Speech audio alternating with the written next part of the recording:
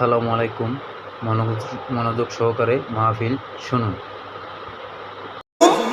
ঢালিস না, ভিতরে মদ জুয়া ঢালিস না, ভিতরে গালিগালাজ ঢালিস না। আপনি যখন এই জুলুমগুলা, এই অবাধ্য চরণগুলা আপনি ভিতরে ঢালতে থাকবেন, কলব কতটুকু সহ্য করবেন? একদিন, 2 দিন, 3 দিন, এক সময় কলব আপসেট হয়ে যায়। যখন কলব আপসেট হয়, পেটের মধ্যে যেমন গ্যাস হয়, কলবের মধ্যে গ্যাস হয়ে গেছে। পেটের গ্যাস আপনাকে খিদা লাগতে দেয় নাই, খাইতে পারেন নাই। কলবের যখন গ্যাস হয়ে গেছে, আপনার পাশেই মসজিদ, আপনি মসজিদে ঢুকতে পারতেছেন না। কেন? রুহানি খাদ্য, রুহানি ক্ষুধা নষ্ট হয়ে গেছে। মানুষ মসজিদে যায়, আপনি যেতে পারতেছেন না। মানুষ মাজারে পাকে যায়, আপনি যেতে পারতেছেন না। কেন? কারণ আপনার রুহানি ক্ষুধা যেটা, সেটা নষ্ট করে দিয়েছে।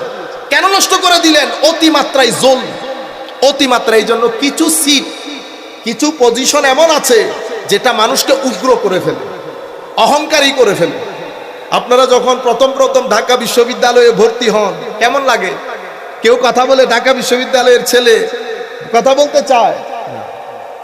প্রথম যখন বিসিএস দিয়ে কেউ প্রশাসনে ঢুকে, প্রথম ফার্স্ট ইয়ার, সেকেন্ড ইয়ার, তখন কারোর সাথে কথা বলতে ইচ্ছে করে? এগুলা লোড আপনি নিতে পারছেন না, লোড নেওয়া যায় না।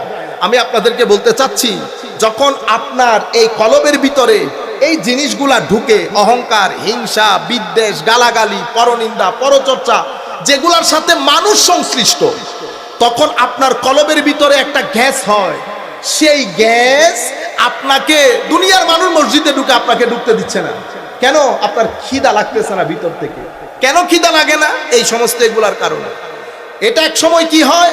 গ্যাস এক সময় আপনাকে ডিপ্রেশনের মধ্যে নিয়ে যায়। হতাশা, টাকা আছে, পয়সা আছে, ধন আছে, দৌলত আছে, কিন্তু মনে শান্তি নাই। আপনারা বারবার কি বলেন? কিছুই ভালো লাগে না, কিছুই ভালো লাগে না। এজ এ রেজাল্ট, ফলাফল কি?